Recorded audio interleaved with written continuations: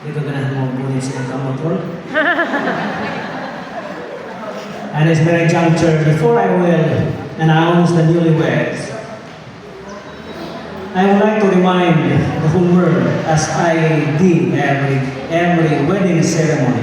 Ang kada kasal na ko akong i-anunsyo, di ko kalimutan kay na magoy magkuha og footage, ay mag-picture, na ay mag-video.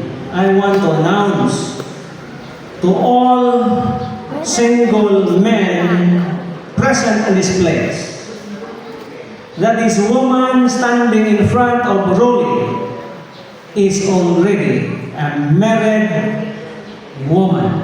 They have already signed the marriage certificate. Ayaw na mo pangulitaw ni Flor kay Minyo na ni siya. Pag pamatuod, iyanang ipirmahan ang marriage certificate.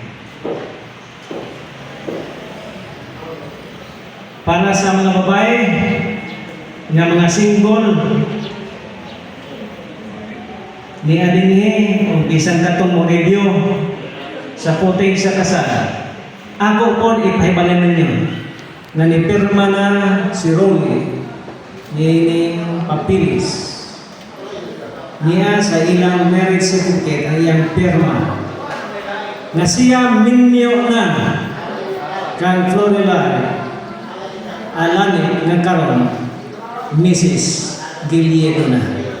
Busa, ayaw na mo pagpasaring-saring pa niya. Do not flirt with him anymore because this man standing in front of Flory is already a married man.